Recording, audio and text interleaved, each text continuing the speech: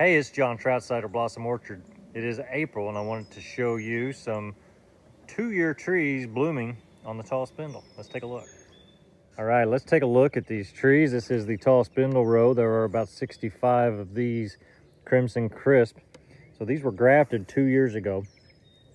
2 years ago, this spring, so April, 2 years ago, those trees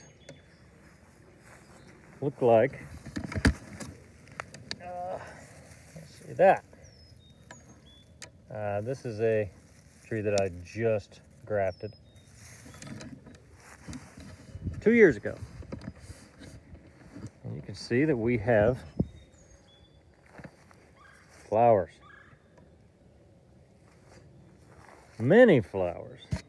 These Crimson Crisp, I've noticed, like to flower on 1-year-old wood. If we look down the row, it's rather impressive, the number of flowers.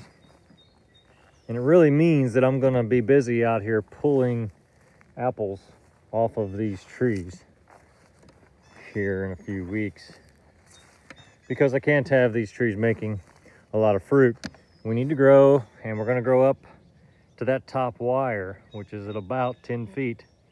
That's the idea here, not to make so many apples this year. Some of the healthier trees, and this would be one, you see the trunk diameter down there, and then the multiple branches. Some of the healthier trees can make, that's probably not the best example, can make an apple or two. But some of the whips, that's not advisable, and this particular whip doesn't have any blossoms, so that's good. But if you let these trees fruit, they'll definitely stunt, and you won't get that growth up to the top wire. This is a very healthy tree here, and you can just see the blossoms. And this tree would have a lot of apples on it if I left them. Ironically, that tree is up at the top wire. That tree's made its 10 feet.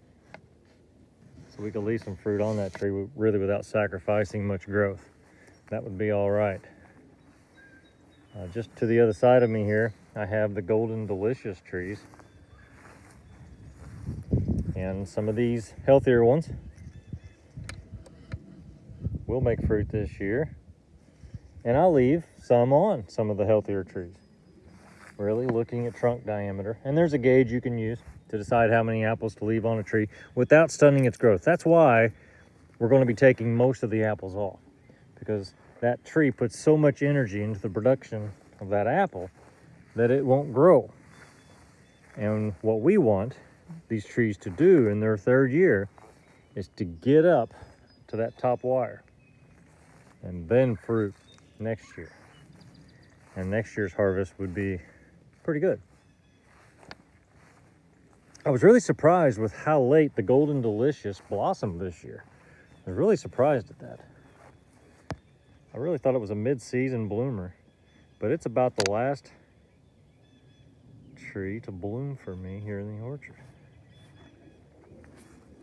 Even the semi-dwarf Golden Delicious, you know, it's got the same bloom time on it that these fully dwarf trees do. Something else I've done that you may have noticed here on the video is tied down all of these branches. Taking these branches down instead of letting them grow up. You take the hormone, auxin I believe it is, in the end of this branch, and instead of it flowing down through the branch like it does when the branch is pointed up, well, gravity keeps it here, and it allows this branch to throw out fruiting wood, and they've done a nice job of it themselves. A tree like that I can leave a couple of apples on, one on each branch, and let them, the weight of that apple, just pull it down, so I don't have to tie it down. Here was a learning experience. So a lot of these branches, when I went through and tied these down back over the winter, you can see I got nice little clips here. When I went and pulled these branches down back over the winter, I experimented a little bit with just breaking some, and that right there is an ill-advisable break. That one got a little too far on me, and as the tree leafed out, the weight out here on the end snapped it over. So that's not what you want to do. That's not a good example of what to do. But I did snap, let's go back to this one. I did snap a lot of these limbs and just break them a little bit. Those are mostly tied down. Something that I learned on YouTube watching other videos. And what that does is it damages the cambium layer inside of that branch. And it weakens the shoot. And then it will put on flowers like we want it to do by tying them down. I guess the point of this video was, look at all the flowers 2 years after planting. So 2.5 years, and this is a particularly good section of Golden Delicious here that really grew right here in this corner. And I'll leave some fruit on these this year. But 2 years after planting, these trees are going to produce fruit. So 2.5 years later, we'll have fruit. Here you can see some breaking. That's probably a little better job than what I should have done with several. There's another broken piece right there. Now you got to be careful and don't go too far. I learned as I went, but it saves some effort tying all these down with strings. And it was something of an experiment, sort of like the rye cover crop is. It was something of an experiment just to see what might happen.